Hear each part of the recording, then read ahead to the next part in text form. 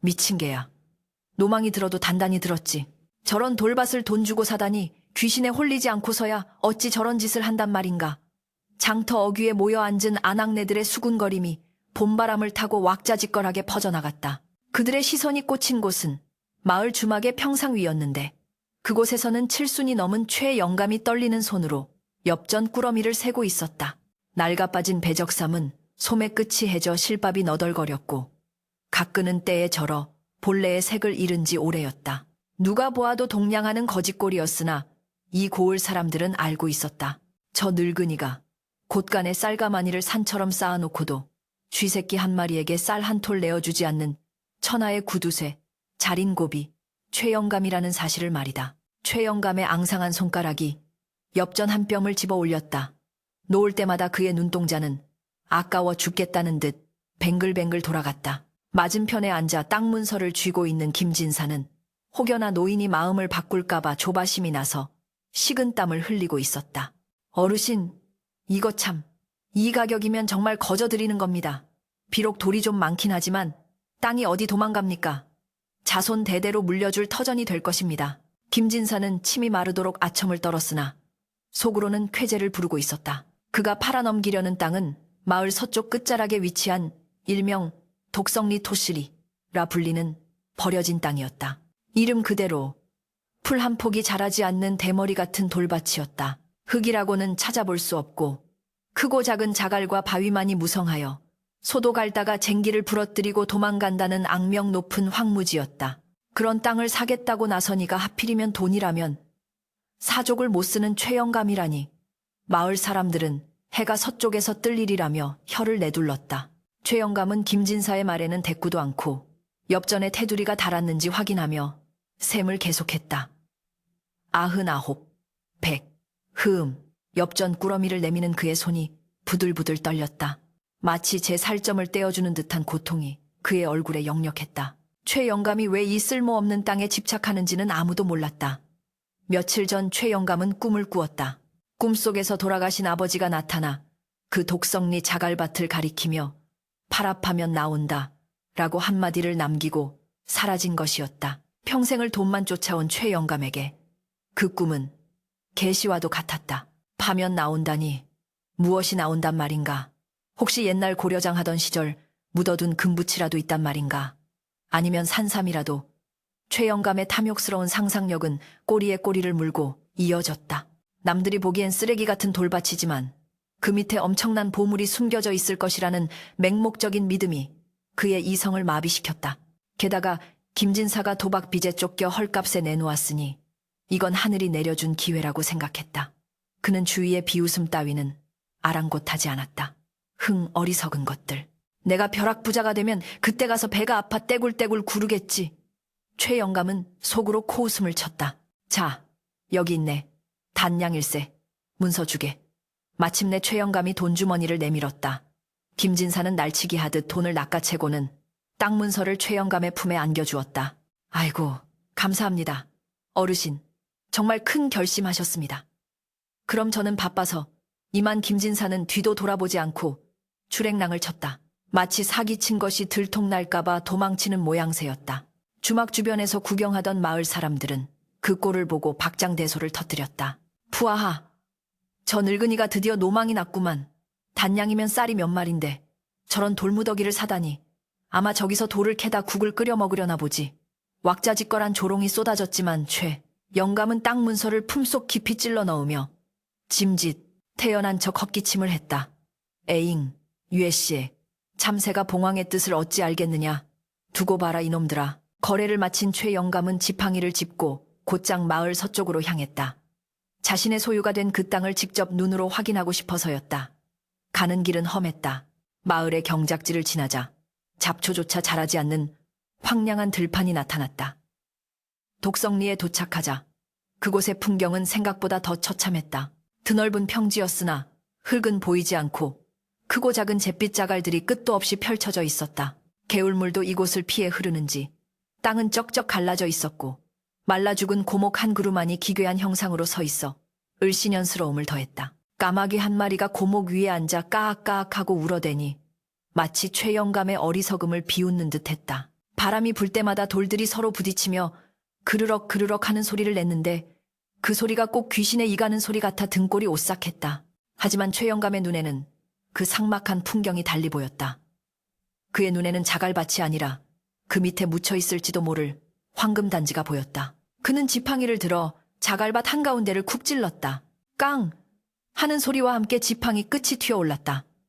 단단했다. 흙이라곤 한 줌도 없는 완벽한 돌밭이었다. 허허 겉이 이리 험하니 남들이 거들떠보지도 않았겠지. 보물은 원래 숨겨져 있는 법이야. 그는 쪼그리고 앉아 돌멩이 하나를 집어들었다. 거칠고 모난 돌이었다. 아무리 봐도 쓸모없는 잡석이었다. 하지만 최영감은 그 돌을 옷소매로 쓱쓱 닦으며 보석이라도 다루듯 어루만졌다. 아버지, 제게 큰 선물을 주신 거지요. 이 불효자, 아버님의 뜻을 받들어 반드시 이 땅에서 금을 캐내겠습니다. 그는 허공을 향해 중얼거렸다. 탐욕의 눈이 먼 자에게는 돌멩이조차 금덩이의 껍질로 보이는 법이었다. 그때 마을 청년 몇 명이 나무를 하러 가다 최영감을 발견하고는 낄낄거렸다. 영감님, 거기서 뭐 하십니까? 돌멩이랑 대화라도 나누십니까? 혹시 돌을 심어서 돌나무라도 키우시게요. 청년들의 비아냥에 최영감은 벌떡 일어나 고래고래 소리를 질렀다. 네, 이놈들 어른을 놀리면 천벌을 받는다. 썩 꺼지지 못할까. 내 땅에 한 발자국이라도 들어오면 다리를 분질러 놓을 테다. 청년들은 최영감의 섯을 퍼런 기세에 질려 도망치면서도 뒤돌아서서 손가락질을 멈추지 않았다. 최영감은 씩씩거리며 그들의 뒷모습을 노려보았다. 흙무식한 것들. 내가 이 땅을 옥토로 만들면 그때 와서 소작이라도 붙여달라고 빌게 될 것이다. 그는 스스로에게 최면을 걸듯 다짐했다. 해가 뉘엿뉘엿 저물어가고 있었다. 붉은 노을이 자갈밭을 덮자 회색빛 돌들이 일순간 붉게 물들었다. 그 광경은 마치 돌들이 피를 머금은 듯 섬뜩하면서도 기묘한 아름다움을 자아냈다. 최영감은 그 자리에 망부석처럼 서서 자신의 영토를 내려다보았다. 가슴 한구석에서 스멀스멀 불안감이 피어올랐다. 만약 정말 아무것도 없다면 내 피 같은 돈 단량은 어찌 되는가. 단량. 그 돈이면 쌀밥을 배불리 먹고도 남을 돈이었다. 평생 생선 대가리 하나를 천장에 매달아 놓고 밥 한 숟갈에 한번 쳐다보며 아껴온 돈이었다. 그 돈이 이 쓸모없는 돌덩이들로 변해버렸다는 현실이 갑자기 무겁게 다가왔다. 그러나 그는 고개를 세차게 흔들어 불안감을 떨쳐냈다. 아니다. 그럴 리 없다. 아버지가 거짓말을 하실 리 없어. 내일부터 당장 인부들을 사서 땅을 파헤칠 것이다. 지구 끝까지라도 파고 들어가 보물을 찾아내고야 말 테다. 최영감은 땅 문서를 다시 한번 확인했다. 종이 쪼가리에 불과했지만 지금 그에게는 세상 무엇보다 소중한 희망이었다. 그는 땅 문서에 입을 맞추고는 자갈밭을 향해 큰 절을 올렸다. 내 너를 귀하게 여겨줄 테니 너도 내게 보답하거라. 그의 목소리는 간절함을 넘어 광기에 가까웠다. 바람이 거세지며 자갈들이 구르는 소리가 더욱 요란해졌다. 마치 수천 수만 개의 돌들이 최영감의 탐욕을 비웃으며 와글거리는 것 같았다. 어둠이 완전히 내려앉아 아무것도 보이지 않을 때까지 최영감은 그 자리를 떠나지 못했다. 그의 그림자가 자갈밭 위로 길게 드리워졌다. 그것은 한 늙은이의 고집스러운 집착이 만들어낸 길고도 어두운 그림자였다. 그는 알지 못했다. 자신이 산 것은 땅이 아니라 자신의 남은 생을 갉아먹을 거대한 시련의 시작이라는 것을. 그리고 그 시련 끝에 상상조차 할 수 없는 기이한 운명이 기다리고 있다는 것을. 마을로 돌아오는 길 최영감의 발걸음은 무거웠다. 집집마다 저녁 밥 짓는 연기가 피어오르고 구수한 밥 냄새가 풍겨왔지만 최영감의 집은 냉골이었다. 냇감이 아까워 불도 떼지 않은 방에서 그는 찬밥에 물을 말아 먹으며 땅 문서를 펴놓고 밤새도록 계획을 세웠다.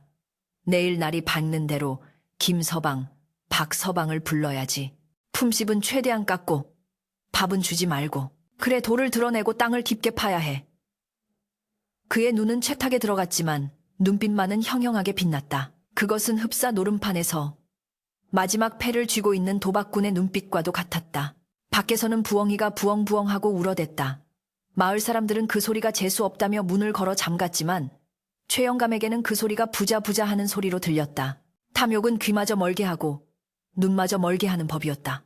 이튿날 새벽, 동이 트기도 전부터 독성리 자갈밭에는 쇠가 부딪히는 날카로운 소음이 울려 퍼지기 시작했다.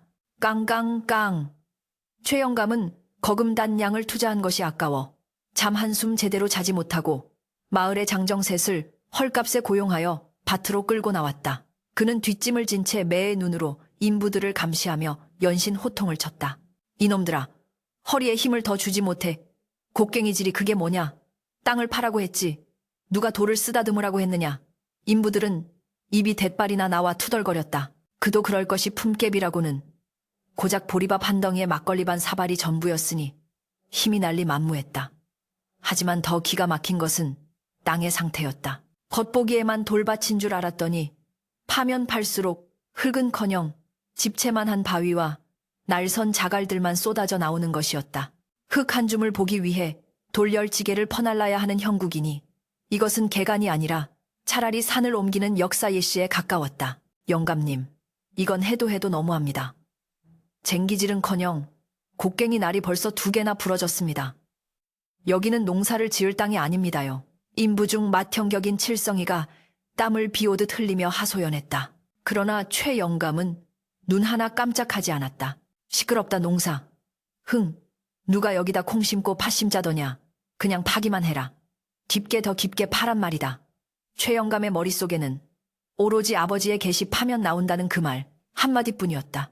그는 돌틈 사이로 무언가 번쩍이는 것이 보일 때마다 멈춰라 하고 소리치며 달려가 흙을 헤집었다. 하지만 그때마다 그의 손에 잡히는 것은 금덩이가 아니라 운모가 섞여 햇빛에 반짝이는 평범한 돌멩이뿐이었다. 그럴 때마다 최 영감의 실망감은 분노로 바뀌어 인부들에게로 향했다. 에잉 재수 없는 놈들. 너희가 정성을 들이지 않으니 산신령님이 보물을 감추시는 게 아니냐. 해가 중천에 떠오르자 도약볕이 자갈밭을 달구기 시작했다. 그늘 한 점 없는 돌밭은 마치 불타는 가마솥 같았다. 달궈진 돌에서 뿜어져 나오는 열기에 숨이 턱턱 막혀왔다. 인부들은 탈진하여 혀를 빼물고 바닥에 주저앉았다. 못해 먹겠습니다. 사람 잡네. 사람 잡어 칠성이가 곡괭이를 내던지며 드러누웠다. 물이라도 좀 주시오. 목이 타서 죽을 지경이오. 다른 인부들도 아우성을 쳤다. 그러나 최 영감은 표주박에 든 미지근한 물을 혼자 홀짝이며 쏘아붙였다. 일은 쥐꼬리만큼 해놓고 물 타령이냐 해지기 전까지 저 바위를 드러내지 않으면 오늘 품익은 국물도 없을 줄 알아라. 그 말은 화약고에 불을 붙인 격이었다. 참다 못한 인부들이 벌떡 일어났다. 더러워서 안 한다. 품꾸미고 나발이고 다 필요 없으니 영감 혼자 잘해보시오. 이런 돌구덩이에서 금을 캐느니 차라리 똥통에서 엽전을 줍겠소. 칠성이가 침을 쿵 뱉고는 뒤도 돌아보지 않고 가버렸다. 나머지 2 인부도 미친 늙은이 곱게 늙어야지 하고 욕설을 퍼부으며 그 뒤를 따랐다. 야, 이놈들아, 어디를 가. 내 돈 내놔라. 계약 위반이다. 최 영감이 삿대질하며 고래고래 소리를 질렀지만 그들은 이미 멀어지고 있었다. 넓은 자갈밭에 남은 것은 이제 최 영감 혼자뿐이었다. 바람이 불어와 흙먼지를 일으키며 그의 초라한 행색을 더욱 비참하게 만들었다. 배은망덕한 놈들. 두고 봐라. 내가 여기서 보물을 찾아내면 심리 밖에서도 내 발바닥을 핥으러 올 것이다. 최 영감은 이를 갈며 직접 곡괭이를 집어들었다. 평생 손에 흙 한 번 제대로 묻혀보지 않고 돈놀이나 하던 그에게 무거운 곡괭이는 버거운 상대였다. 깡 하는 소리와 함께 곡괭이가 돌을 때릴 때마다 손바닥이 찢어질 듯 아팠고 어깨가 빠질 듯 욱신거렸다. 한 번 내리찍고 숨을 몰아쉬고 또 한 번 내리찍고 허리를 두드렸다. 그러나 땅은 요지부동이었다. 파내면 파낼수록 돌들이 새끼를 치는지 더 크고 단단한 돌들이 끊임없이 솟아올랐다. 마치 땅속에 거대한 돌 괴물이 살고 있어 최 영감을 조롱하며 돌을 뱉어내는 것만 같았다. 시간이 얼마나 흘렀을까. 해는 서산으로 기울어가고 최 영감의 손은 피투성이가 되어 있었다. 손톱은 깨지고 손바닥의 물집은 터져 곡괭이 자루에 붉은 피가 묻어났다. 하지만 그는 멈출 수가 없었다. 멈추는 순간 자신의 선택이 틀렸음을, 그 피 같은 돈 단량을 허공에 날렸음을 인정해야 했기 때문이었다. 그것은 구두쇠인 그에게 죽음보다 더한 고통이었다. 나와라. 제발 나와라. 아버지, 아버지 파면 나온다면서요. 왜 돌만 나옵니까?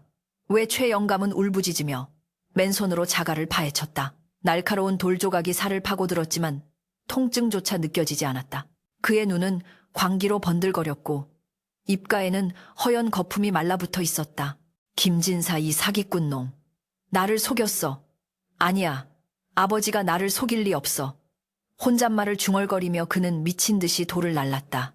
그러나 그의 노력은 거대한 자연 앞에서는 하루살이의 몸부림에 불과했다. 그가 하루 종일 파낸 구덩이는 고작 무릎 깊이도 되지 않았고 옆에는 그가 퍼올린 자갈들이 작은 무덤처럼 쌓여 있을 뿐이었다.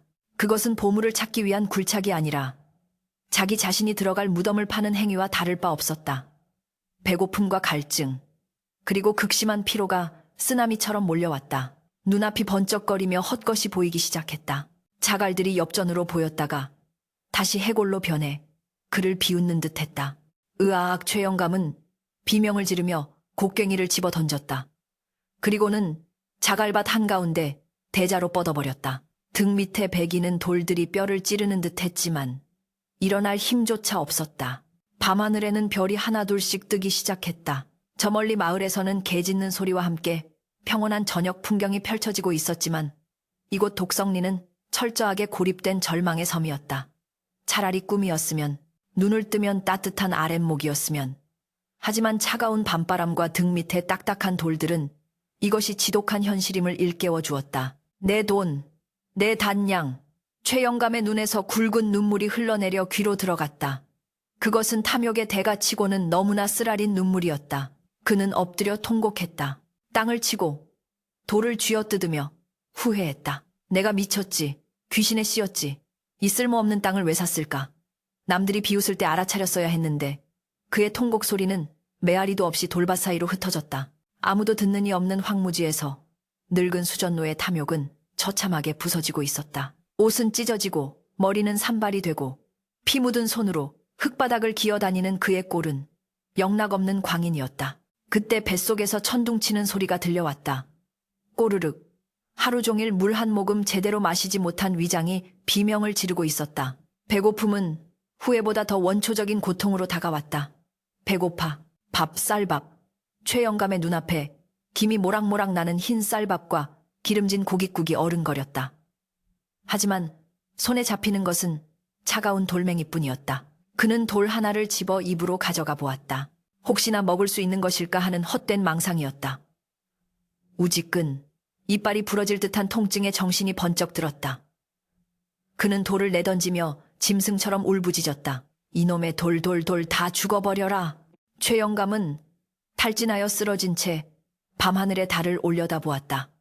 달빛을 받은 자갈밭은 하얗게 빛나고 있었다. 마치 은가루를 뿌려놓은 듯 아름다웠으나 최영감에게는 그 빛이 저주스러웠다. 저게 다 은이었으면, 아니 쌀알이었으면 그는 서서히 의식을 잃어갔다. 몸은 돌처럼 굳어가고 마음은 잿더미가 되어가고 있었다. 이대로 밤을 지새우면 얼어 죽거나 굶어 죽어 결국 이 돌밭에 거름이 될 운명이었다. 자신의 탐욕이 판 함정에 스스로 갇혀버린 꼴이었다. 적막한 돌밭 위로 바람소리만이 윙윙거리며 그의 귓가에 장송곡을 불러주고 있었다. 차디찬 밤이슬이 온몸을 적시고 살을 애는 듯한 산바람이 뼈마디 사이로 파고들었다. 최영감은 생과 사의 경계, 그 흐릿한 능선을 헤매고 있었다. 의식은 가물거리고 눈꺼풀은 천근만근 무거웠으나 등 밑에 배기는 날카로운 자갈의 감촉만이 그가 아직 이승에 붙어 있음을 증명하는 유일한 고통이었다. 칠흑 같은 어둠 속에서 들려오는 것은 오직 바람이 돌틈을 스치는 기괴한 휘파람 소리와 자신의 거친 숨소리뿐이었다. 이렇게 죽는구나. 내 돈 단양. 쌀 한 톨 못 사 먹고 이 돌밭에서 객사하는구나. 후회는 파도처럼 밀려와 가슴을 쳤지만 이제 와서 돌이킬 수는 없었다. 그는 자신의 탐욕이 만들어낸 이 삭막한 돌무덤 위에서 아무도 기억해주지 않을 쓸쓸한 최후를 맞이하고 있었다. 허기진 배는 이제 통증조차 느끼지 못할 만큼 마비되었고 목구멍은 바짝 타들어가 침 한 방울 나오지 않았다. 저 멀리 밤하늘에 뜬 그 쥔달이 마치 그를 조롱하듯 싸늘하게 내려다보고 있을 뿐이었다. 그때였다. 자박자박 고요한 정적을 깨고 돌 밟는 소리가 들려왔다. 산짐승의 발소리라기엔 너무나 가볍고 바람 소리라기엔 규칙적인 리듬이 있었다. 최 영감은 흐릿해지는 정신을 붙잡고 힘겹게 눈을 떴다. 헛것이 들리는 것인가? 아니면 저승사자가 데리러 온 것인가? 발소리는 점점 가까워져 오더니 이내 그의 머리맡에서 뚝 그쳤다. 최 영감은 있는 힘을 다해 고개를 돌려 위를 올려다보았다. 달빛을 등지고 선 작은 그림자가 하나 보였다. 그것은 어른이 아니었다. 댕기머리를 하고 남루한 베옷을 걸친 10살 남짓 되어 보이는 어린아이였다. 아이의 옷은 흙투성이에 여기저기 기운 자국이 역력했으나 달빛을 받은 얼굴만은 기이할 정도로 뽀얗고 눈동자는 샛별처럼 초롱초롱하게 빛나고 있었다. 할아버지는 왜 여기서 주무세요? 입 돌아가요. 아이의 목소리는 산속의 옹달샘 물소리처럼 맑고 청아했다. 최 영감은 쉰 목소리로 겨우 대꾸했다. 너는 누구냐? 산신령이냐? 아니면 지나가는 귀신이냐? 아이는 까르르 웃으며 쪼그리고 앉았다. 귀신은 무슨? 저는 그냥 아랫마을 사는 아이예요. 나물 캐러 왔다가 길을 잃어서 헤매고 있었지 뭐예요. 아이의 말투는 천진난만하게 그지없었으나 이 야심한 시각에 불빛 하나 없는 돌밭을 헤매는 아이치고는 지나치게 태연해 보였다. 최 영감은 힘없이 손을 저었다. 가거라. 여기는 먹을 것도 없고 재수 없는 돌뿐이다. 나처럼 되고 싶지 않으면 어서 도망가. 그러나 아이는 도망치기는커녕 호기심 어린 눈으로 주위를 둘러보았다. 재수 없는 돌이라뇨. 할아버지는 참 이상하시네. 이렇게 좋은 것을 잔뜩 깔고 앉아서 왜 울고 계세요? 아이의 엉뚱한 말에 최 영감은 기가 막혀 헛웃음이 나왔다. 좋은 것. 네 눈에는 이 쓸모없는 돌덩이들이 좋아 보이느냐? 내 전 재산을 날리고 내 인생을 망친 이 원수 같은 돌들이. 최 영감의 목소리에 분노와 회한이 섞여 나왔다. 그는 옆에 있는 돌멩이 하나를 집어들고 바닥에 내동댕이 쳤다. 이깟 돌 다 부서져 버려라. 돌이 다른 돌에 부딪혀 탁 하고 튀어올랐다. 아이는 굴러간 돌을 쪼르르 쫓아가 집어들었다. 그리고는 자신의 소매로 그 돌을 정성스럽게 닦기 시작했다. 에이지지. 이렇게 예쁜 것에 흙을 묻혀놓으니 못나 보이지요. 아이는 돌에 후 하고 입김을 불더니 다시 쓱쓱 문질렀다. 달빛 아래서 아이의 손길은 마치 귀한 보석을 다루는 장인의 손길처럼 진지하고 섬세했다. 최 영감은 홀린 듯 그 모습을 지켜보았다. 배고픔에 미쳐 헛것을 보는 것일까? 저 아이는 도대체 무엇을 하고 있는 것인가? 잠시 후 아이는 닦은 돌을 최 영감의 눈앞에 쑥 내밀었다. 자, 보세요. 흙을 닦아내니까 반짝반짝 빛나잖아요. 최 영감은 멍하니 돌을 바라보았다. 그것은 그저 평범한 회색 자갈이었다. 아무리 봐도 길가에 채이는 흔해 빠진 돌멩이였다. 그러나 아이의 눈에는 그 돌이 무엇보다 귀한 보물처럼 비치는 모양이었다. 이놈아, 나를 놀리는 게냐? 이게 어딜 봐서 빛난다는 말이냐? 그냥 거무튀튀한 돌멩이일 뿐인데. 최 영감이 짜증스럽게 말하자 아이는 고개를 갸웃거리며 의미심장한 미소를 지었다. 할아버지 눈에는 껍데기만 보여서 그래요. 마음의 눈을 뜨고 보세요. 이 밭에 있는 모든 돌이 다 황금인데 왜 흙투성이 돌이라고만 생각하세요? 닦으면 돼요. 겉에 묻은 욕심이랑 때만 닦아내면 속 안에 숨어있는 진짜가 나온다고요. 황금. 그 단어가 최 영감의 귓가에 벼락처럼 꽂혔다. 황금이라니. 이 돌밭이 황금밭이라니. 그것은 최 영감이 땅을 살 때 꾸었던 꿈. 아버지가 나타나 파면 나온다고 했던 그 계시와 묘하게 맞닿아 있었다. 최 영감의 심장이 쿵쿵 뛰기 시작했다. 뭐라고? 황금이라고. 이 돌들이 최 영감은 몸을 벌벌 떨며 상체를 일으켰다. 그의 눈빛에 다시금 탐욕스러운 광기가 어리기 시작했다. 아이는 손에 쥐고 있던 돌을 최 영감의 손바닥 위에 살포시 올려놓았다. 돌은 차가웠지만 아이의 손이 닿았던 부분만은 묘하게 따뜻한 온기가 남아있었다. 내 황금이지요. 세상 만물이 다 귀한 것인데 사람들이 겉모습만 보고 귀한 줄 몰라보는 것뿐이에요. 할아버지도 참 불쌍하시다. 황금 방석 위에 앉아서 굶어 죽어가고 있으니 말이에요. 아이는 혀를 차며 자리에서 일어났다. 저는 이제 가볼게요. 엄마가 기다리시거든요. 할아버지도 어서 돌 닦으세요. 깨끗하게, 아주 정성스럽게 닦으면 보일 거예요.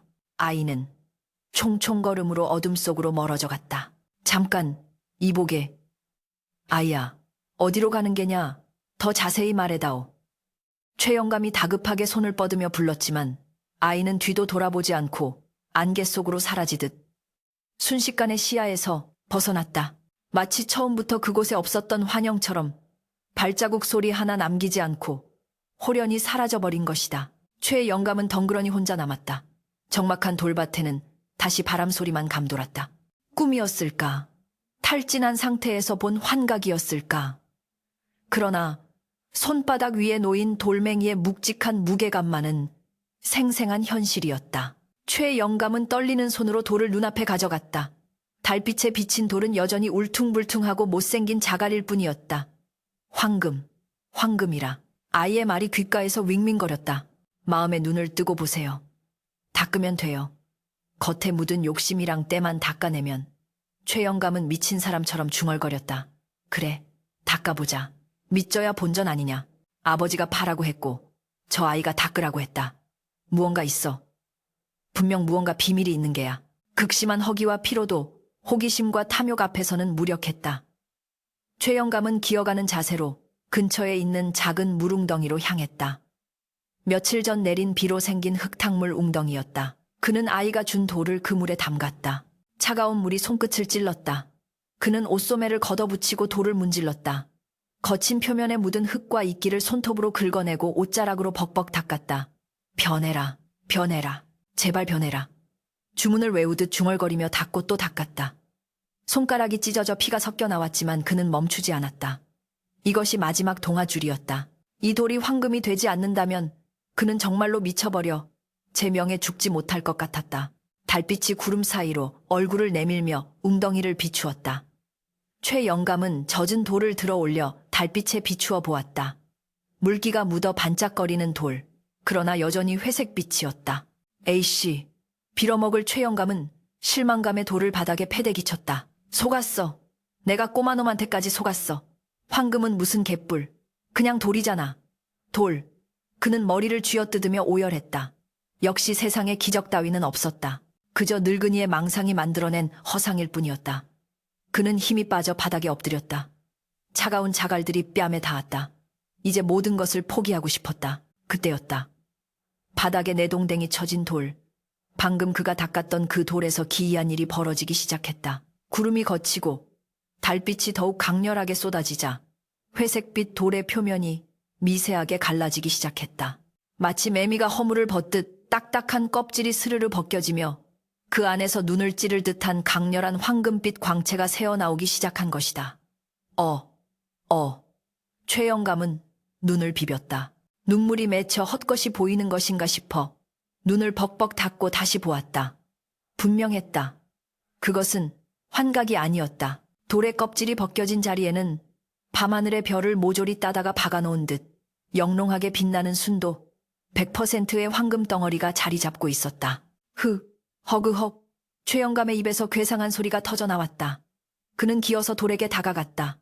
떨리는 손으로 황금 덩어리를 집어들었다. 묵직했다. 그리고 차가웠던 돌의 온기가 어느새 뜨끈하게 변해 있었다. 그는 황금을 깨물어 보았다. 우지끈하는 소리 대신 이빨 자국이 선명하게 남았다. 진짜였다. 진짜 황금이었다.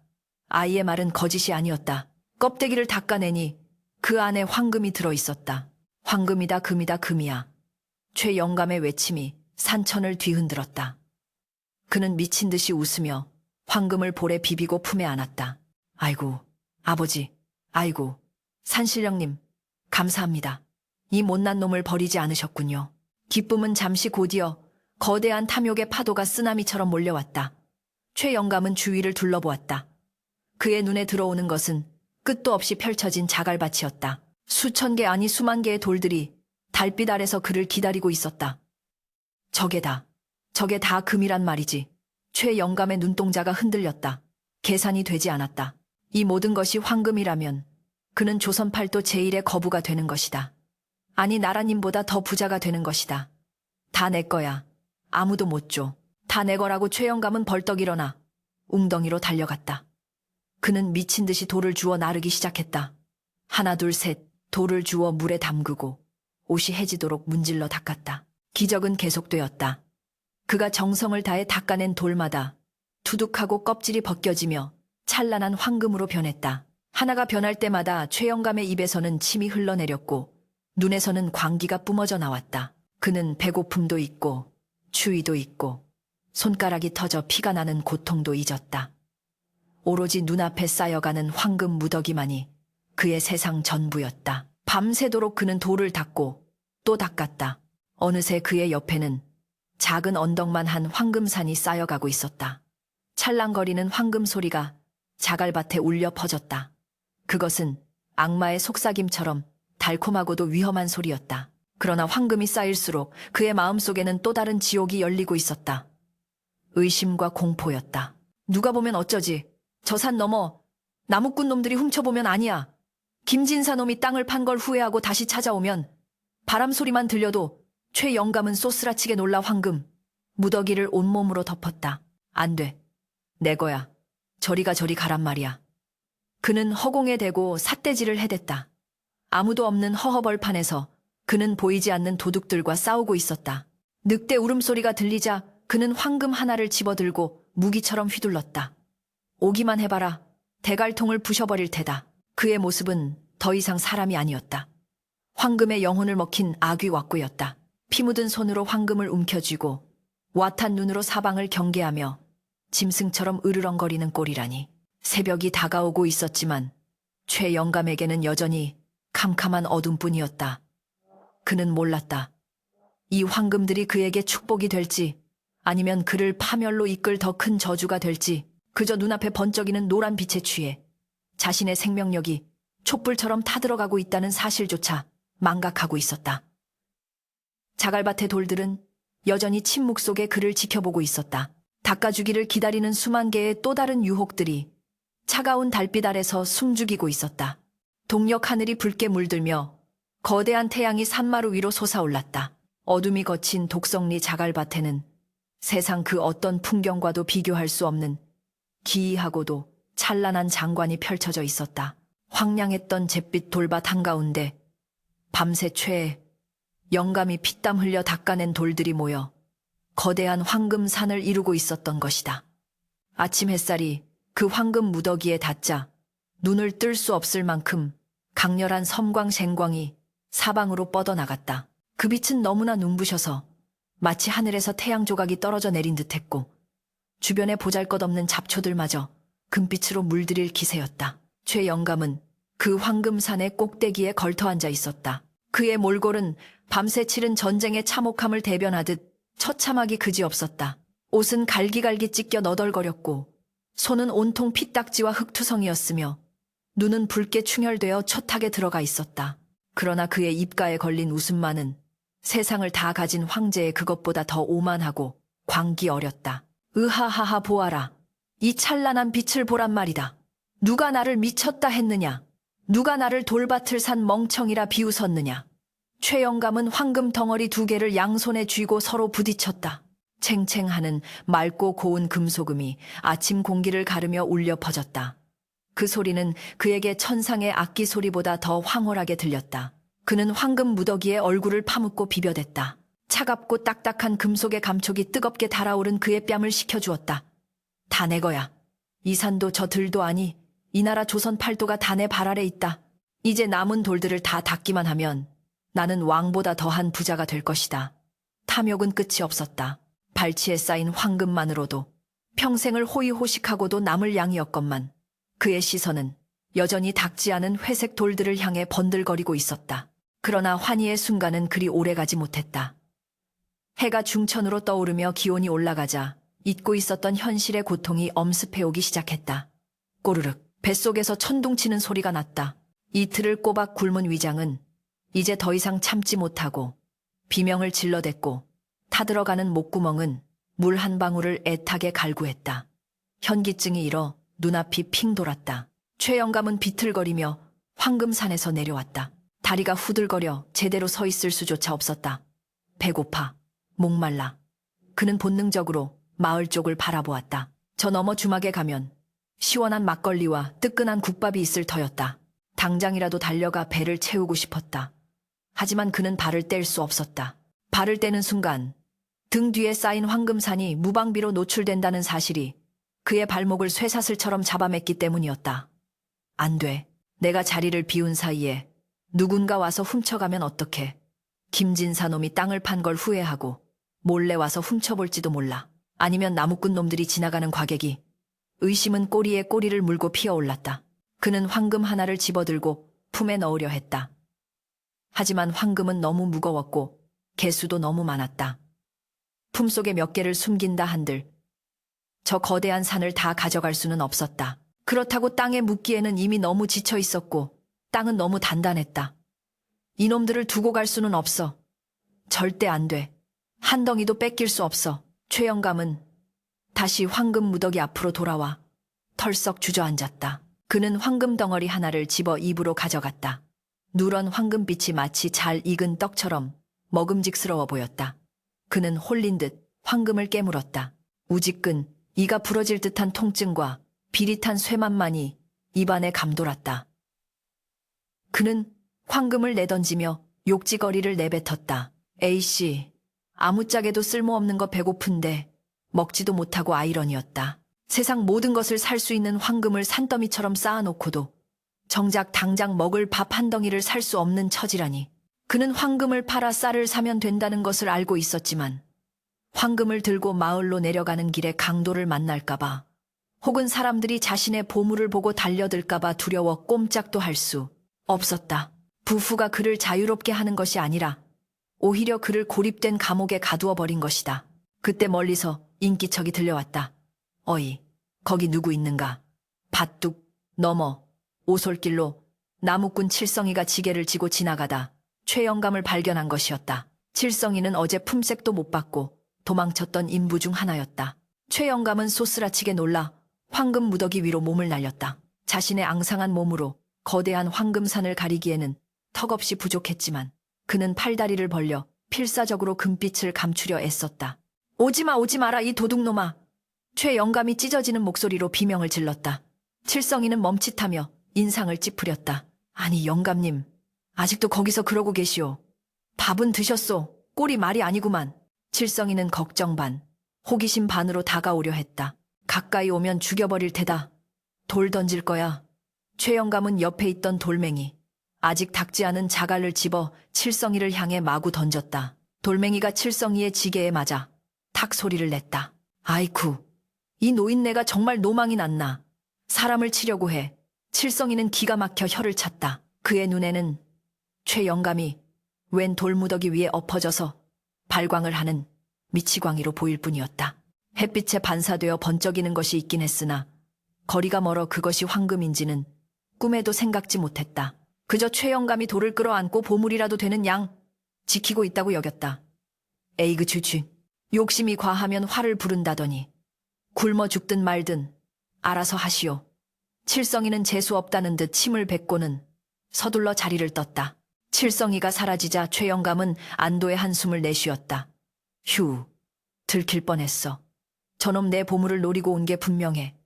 눈빛이 아주 흉악했어. 그는 제멋대로 상상하며 더욱더 공포에 사로잡혔다. 이제 그는 아무도 믿을 수 없었다. 바람에 흔들리는 풀잎조차 자기를 노리는 도둑의 손길처럼 보였고 하늘을 나는 솔개조차 자신의 황금을 채가려는 괴물처럼 보였다. 다들 내 돈을 노려. 이 늑대 같은 놈들. 그는 황금산을 요새 삼아 그 안에 웅크리고 앉았다. 주변에 널린 돌들을 끌어모아 담을 쌓기 시작했다. 황금 성벽을 쌓아 자신을 보호하려는 헛된 몸부림이었다. 해가 지고 다시 밤이 찾아왔다. 기온이 급격히 떨어지며 살을 내는 추위가 몰려왔다. 옷이라곤 다 해진 배적삼 하나뿐인 최영감은 덜덜 떨기 시작했다. 추워. 너무 추워. 그는 황금 덩어리를 품에 안았다. 낮에는 뜨겁게 달궈졌던 황금이 밤이 되니 얼음장처럼 차갑게 식어 있었다. 품에 안으면 안을수록 체온을 뺏어가 뼛속까지 시려왔다. 이놈들아, 너희가 나를 얼려 죽이려는 게냐. 내가 너희를 세상 밖으로 꺼내 주었는데 은혜를 원수로 갚아. 그는 황금을 향해 중얼거리며 원망했다. 황금은 빛을 잃고 차가운 금속 덩어리로 변해 늙은 주인의 고통을 싸늘하게 방관할 뿐이었다. 극심한 허기와 추위 속에서 최영감의 정신은 서서히 붕괴되어 갔다. 환청이 들리기 시작했다. 영감, 그금, 나줘. 아니야, 나줘.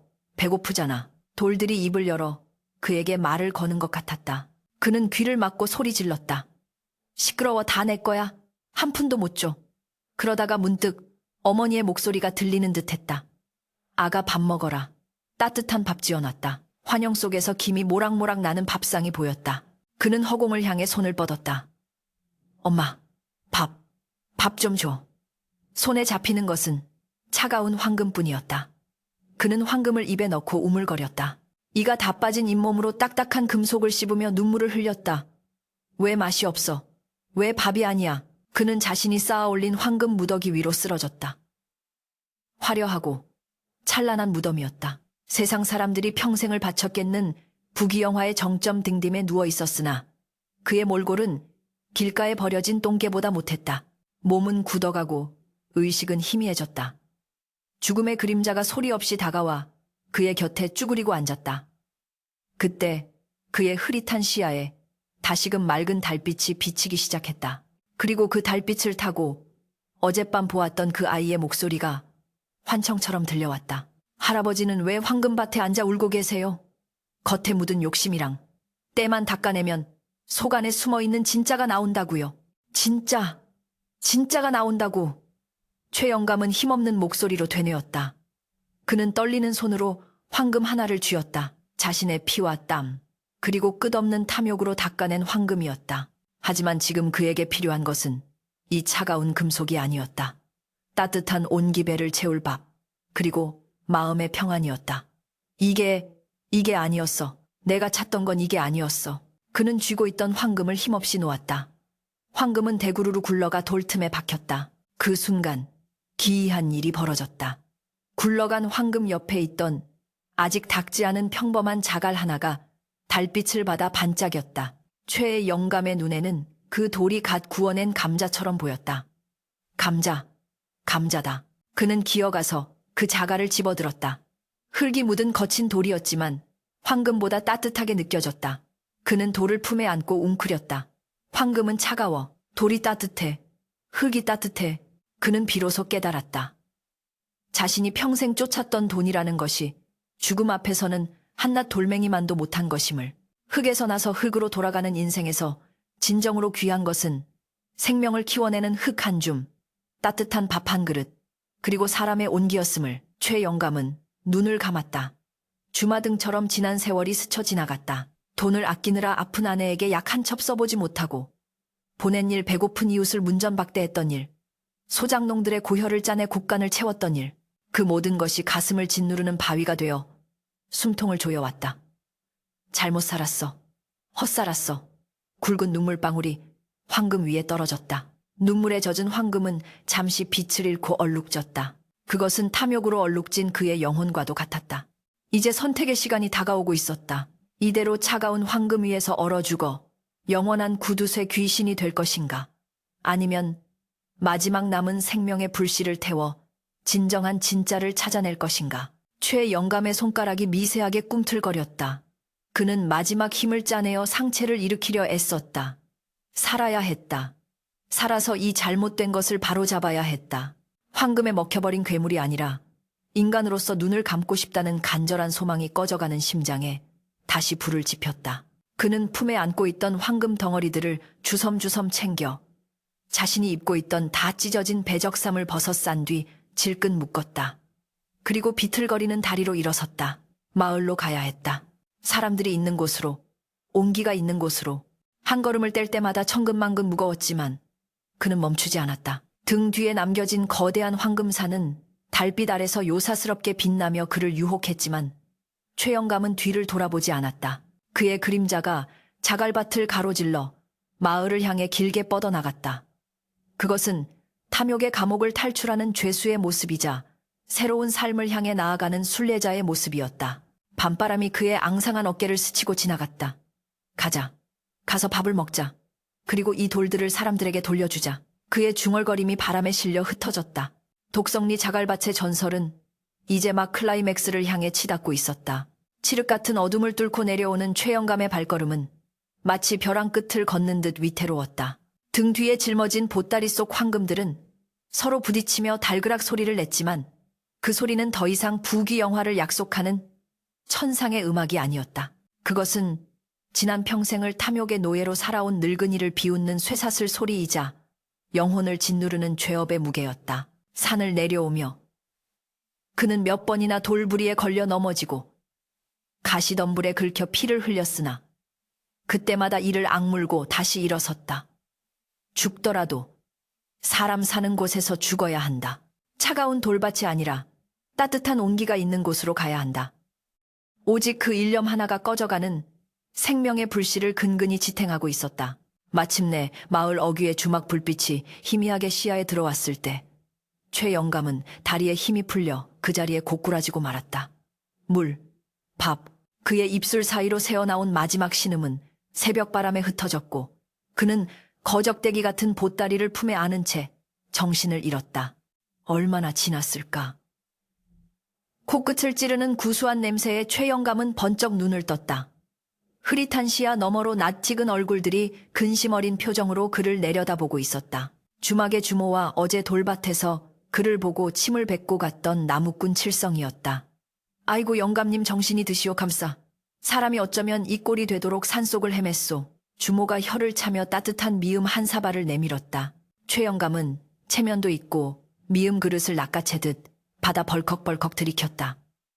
뜨끈한 곡기가 식도를 타고 내려가 텅 빈 위장을 채우자 전신의 전율이 일며 눈물이 핑 돌았다. 그것은 세상 그 어떤 산의 진미보다 아니 어젯밤 그토록 탐닉했던 황금보다 훨씬 더 귀하고 달콤한 맛이었다. 살았다. 내가 살았어. 최 영감은 빈 그릇을 내려놓으며 쉰 목소리로 중얼거렸다. 칠성이가 퉁명스럽게 물었다. 영감님, 도대체 그 돌밭에서 뭘 하고 있었던 거요? 품에 안고 있는 그 보따리는 또 뭐고? 혹시 산삼이라도 캐신 거요? 최 영감은 화들짝 놀라 보따리를 더 꽉 끌어안았다. 예전 같았으면 내 놈이 알바 아니다라고 호통을 쳤을 터였다. 하지만 죽음의 문턱을 넘고 돌아온 그의 눈빛은 어딘가 달라져 있었다. 그는 떨리는 손으로 보따리의 매듭을 풀었다. 주막 안에 사람들이 호기심 어린 눈으로 지켜보는 가운데 너덜너덜한 배적삼 사이로 눈부신 황금빛이 쏟아져 나왔다. 저게 뭐야? 금이다. 진짜 금덩어리야. 주모와 칠성이는 입을 다물지 못하고 뒷걸음질 쳤다. 주먹만한 금덩이 10수개가 평상 위에 구르며 찬란한 빛을 발하고 있었다. 이걸 어디서? 칠성이가 말을 더듬었다. 최 영감은 씁쓸한 미소를 지으며 금덩이 하나를 집어들었다. 차갑고 무거운 금속. 어젯밤에는 이것이 전부인 줄 알았으나 지금 보니 그저 차가운 돌멩이에 불과했다. 독성리다. 그 돌밭이 황금밭이었다. 사람들은 경악했다. 미친 짓이라 비웃었던 그 돌밭에서 진짜 노다지가 터진 것이다. 주막 안은 순식간에 술렁거렸고 사람들의 눈에는 부러움과 시기가 서리기 시작했다. 그러나 최 영감은 담담하게 말을 이었다. 허나 이 금덩이가 나를 살리지는 못하더구나. 춥고 배고플 때 나를 살린 건 주모가 건네준 이 미음 한 그릇이었어. 나는 평생 똥인지 된장인지도 모르고 헛것만 쫓아다닌 게야. 최 영감은 금덩이 하나를 주모의 앞치마에 툭 던져주었다. 이건 미음값이다. 그리고 그동안 내가 외상값 떼먹고 행패 부린 것에 대한 사죄다. 주모는 화들짝 놀라며 손사래를 쳤다. 아이고 영감님, 미음 한 그릇의 금덩이라뇨. 당치 않습니다. 하지만 최 영감은 고개를 저었다. 아니다. 받아두거라. 사람 목숨값이 금보다 싸서야 되겠느냐. 그리고는 나머지 금덩이들을 칠성이 앞으로 밀어놓았다. 칠성아, 이건 내 몫이다. 어제 내가 품식도 안 주고 욕을 해서 미안하다. 이걸로 빚도 갚고 마을 사람들에게 소 한 마리 잡아서 잔치라도 벌여라. 그리고 남은 돈으로는 우리 마을에 가난해서 밥 굶는 이들에게 쌀이나 좀 나눠주거라. 칠성이는 자신의 귀를 의심했다. 천하의 자린고비, 최 영감이 제 입으로 베풀라는 말을 하다니 해가 서쪽에서 뜰 일이었다. 영감님, 정말이십니까? 나중에 딴소리하기 없깁니다. 최 영감은 허허 웃으며 자리에서 일어났다. 죽다 살아난 놈이 거짓말을 하겠느냐. 나는 이제 알았다. 움켜쥐면 돌이 되고 베풀면 황금이 된다는 것을. 내 놈들에게 빚진 마음을 이걸로라도 갚고 싶구나. 최영감은 지팡이를 짚고 주막을 나섰다. 그의 등 뒤로 사람들의 탄성과 환호성이 터져 나왔지만 그는 뒤를 돌아보지 않고 다시 독성리 자갈밭을 향해 걸음을 옮겼다. 그의 발걸음은 여전히 비틀거렸지만 그 방향만은 확고했다. 다시 돌아온 독성리 자갈밭은 아침 햇살 아래서 여전히 황량한 회색빛이었다. 어젯밤 그가 미친 듯이 닦아놓았던 황금사는 온데간데 없고 그 자리에는 평범한 돌무더기만이 쌓여 있었다. 꿈이었을까? 아니면 욕심을 버린 그의 눈에 비로소 본 모습이 드러난 것일까? 최영감은 돌무더기 앞에 주저앉았다. 실망스럽지 않았다. 오히려 마음이 편안했다. 그래, 이게 맞지. 돌은 돌이어야지. 그는 돌 하나를 집어들었다. 이제 그 돌을 닦아 황금을 만들 생각 따위는 없었다. 대신 그는 돌을 들어 밭둑 밖으로 던졌다. 툭! 돌 떨어지는 소리가 정막을 깼다. 아버님, 제가 잘못 생각했습니다. 아버님이 파라고 하신 것은 황금을 캐라는 뜻이 아니었습니다. 최영감은 눈물을 글썽이며 중얼거렸다. 이 쓸모없는 땅도 정성을 들이면 옥토가 된다는 것을, 땀 흘려 일하는 기쁨이 황금보다 귀하다는 것을 가르쳐 주려 하신 게지요. 최영감은 소매를 걷어붙였다. 그는 맨손으로 돌을 골라내기 시작했다. 하나, 둘, 셋. 탐욕에 눈이 멀어 황금을 찾던 손길이 아니라 생명을 심기 위해 터전을 닦는 농부의 손길이었다. 손톱이 깨지고 피가 났지만 그는 멈추지 않았다. 내 남은 생은 이 땅의 돌을 모두 골라내는 데 바치리라.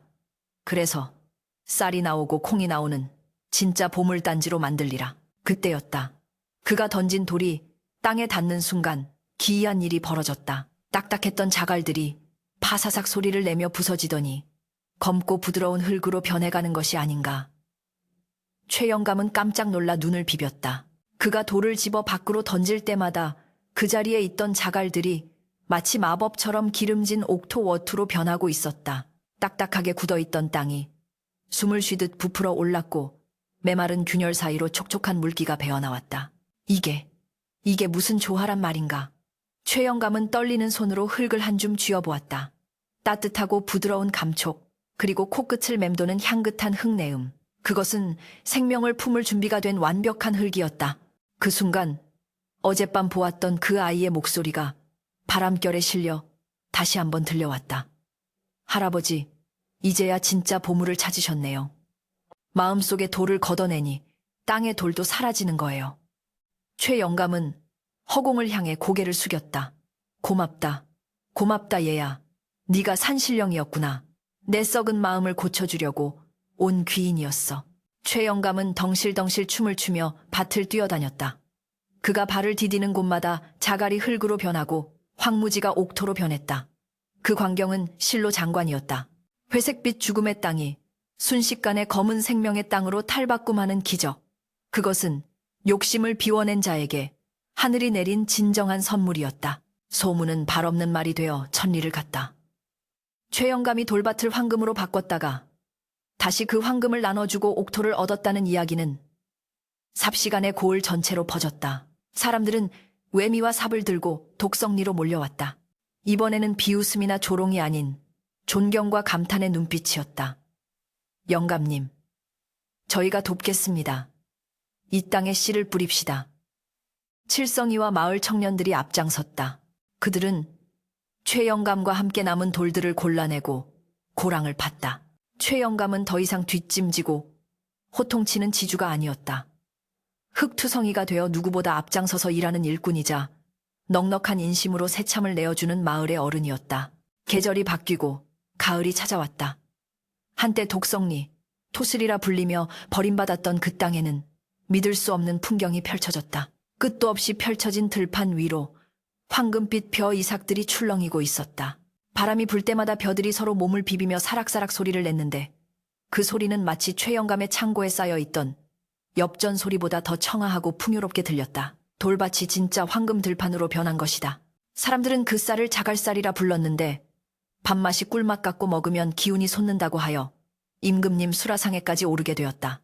추수하는 날, 최영감은 논두렁에 앉아 그 풍경을 바라보며 막걸리 한 사발을 들이켰다. 그의 얼굴은 햇볕에 그을려 검게 탔고 주름은 더 깊어졌지만 표정만은 갓난 아이처럼 평온했다. 허허, 좋다.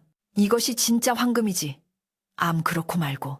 그는 자신이 일군 황금 들판을 보며 흐뭇한 미소를 지었다. 이제 그의 곳간은 다시 쌀가마니로 가득 찼지만 문은 굳게 닫혀 있지 않았다. 가난한 이라면 누구나 와서 퍼갈 수 있도록 활짝 열려 있었다. 사람들은 더 이상 그를 자린고비라 부르지 않았다. 대신 돌을 황금으로 바꾼 도인 혹은 독성리 할아버지라 부르며 칭송했다. 어느 늦가을 저녁, 최 영감은 추수가 끝난 텅 빈 들판을 거닐고 있었다. 저 멀리 밭둑 위에 한 아이가 앉아 피리를 불고 있는 것이 보였다. 어젯밤 보았던 그 아이와 똑같은 뒷모습이었다. 최 영감은 반가운 마음에 다가가려 했으나 문득 걸음을 멈췄다. 굳이 확인할 필요가 없음을 느꼈기 때문이다. 그 아이가 산신령이든 도깨비든 아니면 자신의 양심이 만들어낸 환영이든 중요하지 않았다. 중요한 것은 그 아이 덕분에 자신이 진짜 사람답게 사는 법을 깨달았다는 사실이었다. 그는 아이를 향해 깊게 허리를 숙여 절을 했다. 고개를 들었을 때 아이는 온데간데 없고 그 자리에는 하얀 민들레 홀씨 하나가 바람에 날리고 있었다. 최 영감은 민들레 홀씨가 날아가는 하늘을 올려다보았다. 아버지 보고 계십니까? 제가 드디어 해냈습니다. 돌밭에서 황금을 캐냈습니다. 그것은 차가운 쇳덩이가 아니라 사람을 살리는 쌀이었고 이웃과 나누는 정칭이었습니다. 그의 눈가에 맺힌 눈물이 노을빛을 받아 보석처럼 빛났다. 바람이 불어와 그의 하얀 수염을 어루만졌다. 그것은 마치 하늘에 계신 아버지가 잘했다. 내 아들 하며 쓰다듬는 손길 같았다. 이야기꾼은 붓을 놓으며 덧붙인다.